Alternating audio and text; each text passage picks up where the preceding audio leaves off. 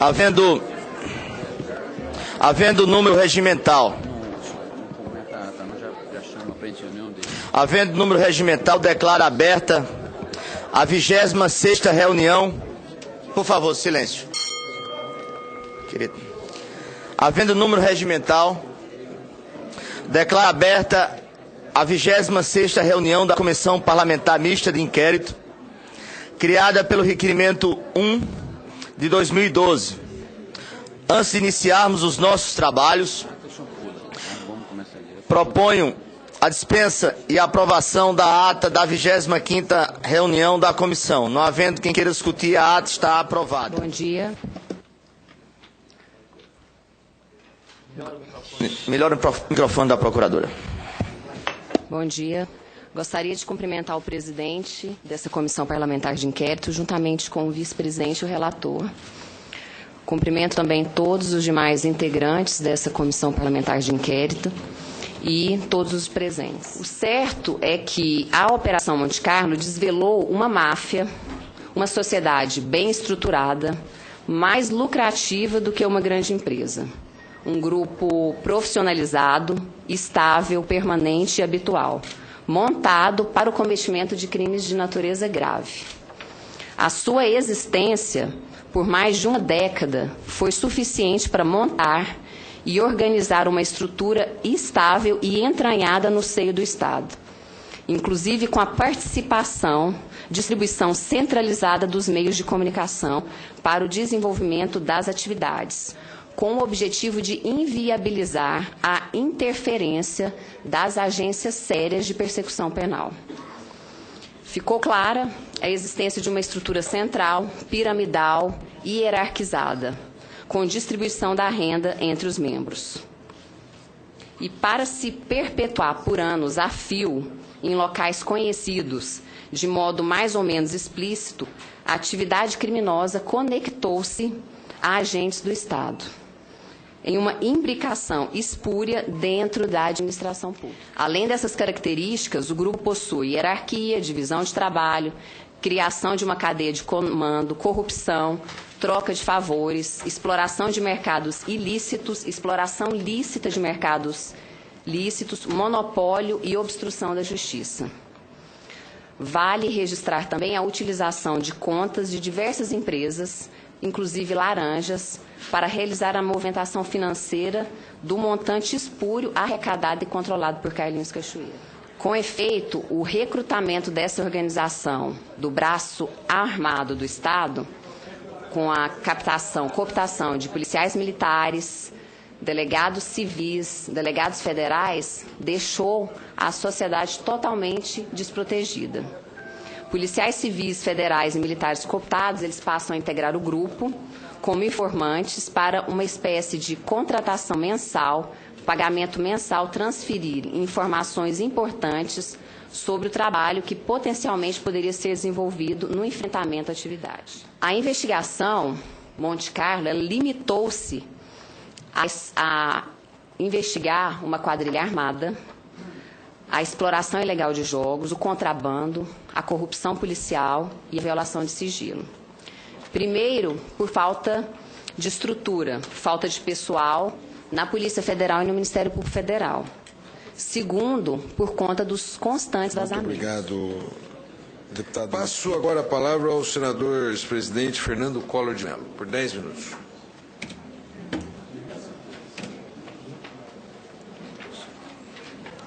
Muito obrigado, senhor presidente. Senhor relator, doutora Leia Batista de Oliveira, doutor Daniel de Rezende Salgado. Eu gostaria de fazer algumas perguntas simples e ouvir a resposta de vossas senhorias. Doutora Leia Batista de Oliveira, quais são as condutas possíveis por parte de um membro do Ministério Público na apreciação de um inquérito policial? Que providências ele pode tomar ou que deve tomar? O membro do Ministério Público Federal, estadual, qualquer que seja, ele, ao receber uma investigação, pode ser um inquérito ou uma peça informativa, ele tem a possibilidade de arquivar, ele denuncia, ele pode... Ao juiz. Denuncia e pode também pedir algumas diligências. Perfeitamente. Doutor Daniel de Rezende Salgado, o que o senhor entende por ação controlada? Senador, como foi colocado no início, né, o trabalho de enfrentamento às organizações criminosas precisa ser um trabalho estratégico. Há necessidade de se estabelecer estratégias de enfrentamento a esses grupos criminosos. E a utilização de técnicas especiais de investigação, como, por exemplo, a questão da ação controlada, que está lá disposta no artigo 2º da Lei 9.034 de 1990. Exatamente. É uma das técnicas especiais de investigação que podem ser utilizadas. Como eu disse aqui, o Ministério Público, tanto o Ministério Público como a Advocacia, dentro da atuação estratégica, eles pode o Ministério Público desenvolver trabalhos para se chegar à conclusão de qual seria o momento adequado para se desencadear um arquivamento, uma diligência ou o início de uma investigação. Ação pressupõe-se fazer alguma coisa. Talvez fazer alguma coisa, depende da estratégia a ser utilizada. Às vezes não é o momento para se fazer aquela coisa. Bom, senhor presidente, senhor relator, senhoras e senhores parlamentares, eu fiz essas perguntas porque o senhor Procurador-Geral da República, ele demorou a tomar qualquer tipo de providência em relação à Operação Vegas por quase 2 anos. Isso que a doutora Leia respondeu, quais são as condutas possíveis por parte de um integrante do Ministério Público diante do recebimento de um inquérito, ele tem, por dever de ofício, ele tem que tomar uma dessas três alternativas. Ou arquiva, ou demanda novas investigações, ou devolve ao juiz. E o senhor Procurador-Geral da República não utilizou de nenhuma dessas alternativas conforme preconizado em lei. Quase 2 anos, esse processo permaneceu inerte na Procuradoria-Geral da República. Em segundo lugar, na resposta que Sua Excelência, o senhor Procurador-Geral da República, ofereceu a esta Comissão Parlamentar Mista de Inquérito, nas perguntas que foram enviadas pela presidência desta comissão, ele sugere, de uma forma tinhosa, que, graças ao que ele chama de sobrestamento, ou seja, de não ter tomado nenhuma providência em relação à Operação Vegas, ele disse que, ele sugere de forma tinhosa, que não fez isso porque estaria em curso uma outra operação que tinha vinculação com a Operação Vegas. E aqui nós ouvimos da senhora doutora procuradora Leia Batista de Oliveira que uma operação não teve nada a ver com a outra. A Operação Vegas, a Operação Monte Carlo não é a continuidade da Operação Vegas. O senhor Procurador-Geral da República, ele faltou com a verdade. Temos uma outra pergunta a fazer, e aí eu faria os dois, a procuradora e o procurador. É normal que na distribuição de processos que cheguem à Procuradoria-Geral ou às procuradorias de um modo geral, de um modo alheio, que esses processos eles sejam canalizados para um único procurador? Ou o normal não seria fazer uma distribuição pelo sistema eletrônico ou por um outro sistema qualquer? Os senhores não acham esquisito que todos os processos que chegam na Procuradoria-Geral da República e que incluam nomes que têm prerrogativa de foro, que esses processos sejam concentrados na mão de uma única pessoa, no caso, a procuradora doutora Cláudia? Ou isso é uma prática normal? Quem tem assento no Supremo é o Procurador-Geral da República, né? Então, ele pode fazer isso? É uma coisa eticamente inatacável? Qual é a avaliação que eu posso fazer disso? Muito bem. A doutora Leia, por favor. Eu não tenho conhecimento da sistemática adotada pelo Procurador-Geral da República na distribuição dos processos. Eu sei, como o Daniel informou, que a competência para atuação é do Procurador-Geral da República, mas eu não sei, não tenho conhecimento qual é a sistemática adotada para ele, para delegar esse trabalho, até porque ele não consegue fazer tudo, ele precisa delegar. Então, em função disso, a informação passaria a vossas senhorias para informar que todo e qualquer processo que chega na Procuradoria-Geral da República e que incluam nomes com prerrogativa de foro vão para a mão da subprocuradora doutora Cláudia, esposa de Sua Excelência o senhor Procurador-Geral da República, fazendo uma reserva de mercado de processos deste jaez. O procurador, senhor presidente, senhor relator, o procurador, portanto, ele faltou com a verdade quando disse que ele agiu de conformidade com a lei ao não tomar providências. É mentira, e aqui já foi visto isso, porque ele tinha que ter tomado uma das 3 alternativas.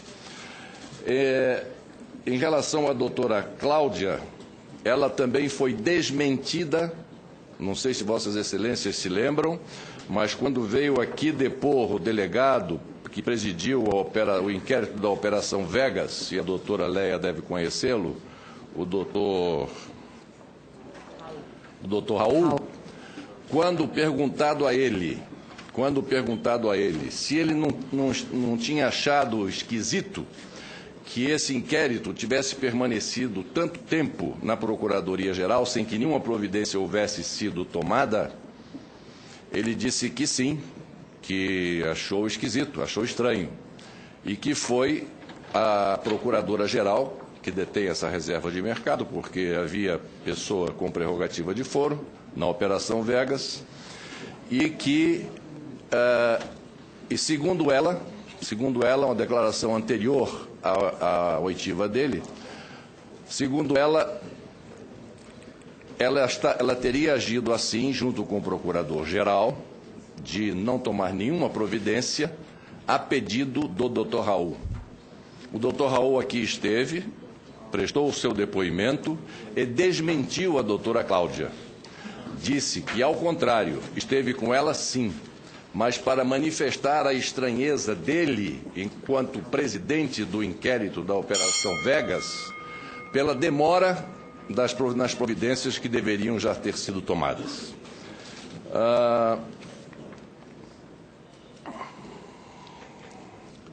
Em relação à questão do segredo de justiça, é do nosso conhecimento que as duas investigações, as duas operações correm sob segredo de justiça. O que os senhores entendem como segredo de justiça?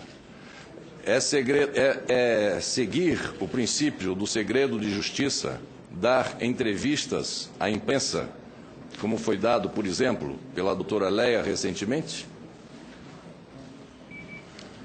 Senador, a ação penal resultante da investigação da Operação Monte Carlo, ela não está em segredo de justiça. O que acontece é que a interceptação, por razões óbvias, é sigilosa, para garantir a efetividade da investigação. Então, toda interceptação é sigilosa.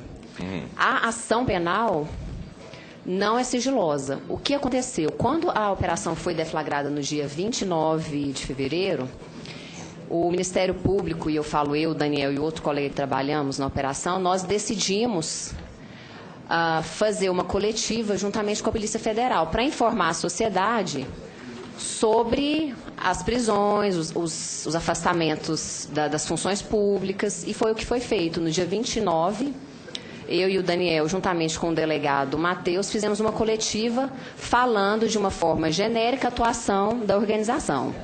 Posteriormente, eu concedi também uma coletiva com o Daniel para informar a sociedade o oferecimento da denúncia. E depois não mantivemos mais contato com a imprensa. Recentemente, eu concedi uma entrevista para um jornalista da Rede Globo. Ele me procurou e falou que queria fazer uma matéria sobre a periculosidade da organização, e que ele tinha todo o material e se eu poderia conceder uma entrevista. E assim o fiz, concedi a entrevista sem revelar nenhum fato sigiloso, mas a forma de atuação da organização criminosa, as chantagens, as ameaças, a cooptação dos agentes estatais, e foi isso que foi feito. Esse contato com os jornalistas, portanto, é algo que se faz presente normalmente na relação da senhora, dos senhores procuradores? Não, o que eu posso afirmar foi isso. A gente teve uma coletiva na deflagração, a outra coletiva quando nós apresentamos a denúncia, e essa entrevista para o jornalista. Eu digo isso apenas porque recebi uma informação, eu sei qual será a resposta de vossas senhorias, de que não participaram desta reunião, que supostamente teria ocorrido no dia 2 de março, a partir de meio-dia, numa localidade próxima onde funciona a sede da revista Veja, quando os senhores, na companhia do procurador Alexandre Camanho de Assis, teriam entregue os 2 inquéritos da Operação Vegas e Monte Carlo a 2 jornalistas da revista Veja. A senhora e o senhor não confirmam esse encontro? Não, eu não sei nem aonde fica a empresa. O tempo de Vossa Excelência concluiu, senador. Eu, inclusive, recebi o requerimento de Vossa Excelência pedindo toda a minha agenda do dia 26 a 3 de março. Isso. Pedi um levantamento para o procurador-chefe da Procuradoria do Estado de Goiás. O que aconteceu? No dia 26 de fevereiro, foi domingo. Esse dia eu não trabalhei e estava na expectativa da deflagração. Isso. No dia 27, eu estive aqui em Brasília com o juiz federal responsável pelo caso, juntamente com o Daniel, e estivemos no Conselho Nacional de Justiça com uma reunião com a Eliana Calmon e um juiz auxiliar do CNJ, pedindo segurança e tranquilidade para o juiz exercer as funções dele. Confere. Nesse mesmo dia, eu voltei para Goiás, para Goiânia. Na parte da manhã, eu trabalhei na expectativa da deflagração da operação. No período da tarde, eu voltei a Brasília no carro oficial com o motorista, esperando a deflagração. Cheguei aqui à tarde, na terça-feira, tive uma reunião com o delegado Matheus e com a superintendente aqui da Polícia Federal no DF, Silvana. Da Operação Monte Carlo. Da Operação Monte Carlo. Não dormi à noite, a operação foi deflagrada na quarta-feira pela madrugada. Nesse dia que o senhor fala da reunião, no dia 2, né? Sim. Eu estive acompanhada do motorista oficial, estive nos seguintes locais. Na parte da manhã, eu estive na PGR. Depois eu estive no Conselho Nacional de Justiça novamente, porque em razão da reunião anterior, nós fomos entregar o documento por escrito, formalizando o pedido de segurança para o juiz. Está muito bem. E depois retornei à PGR. Certo. E depois voltei para Goiânia. Senador, o tempo de Vossa Excelência está encerrado. Mas somente Eu concluindo pediria a aqui, Vossa Excelência. Em um minuto. Eu reescrevo. É porque há uma situação que os demais oradores... Presidente. A senhora procuradora, eu digo em função do que disse a senhora procuradora. Senhor presidente, pode ser jurado vai controlar a CPI ou não vai controlar? A influência de órgãos de comunicação a favor dos contraventores. Lá a CPI ou não vai controlar a CPI? A senhora tem conhecimento? Pensa quem dita, senhor presidente.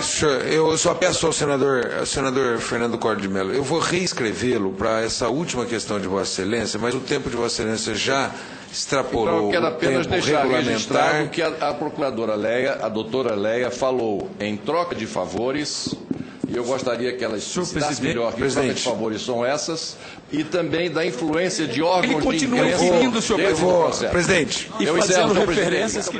Eu passo então ao último orador, o senador Fernando Collor de Mello, por 10 minutos. Senhor presidente, senhora procuradora, senhor procurador, senhoras e senhores parlamentares, eu gostaria apenas de trazer à luz a questão do requerimento de informações. O requerimento de informações que, como pessoa física, como cidadão brasileiro,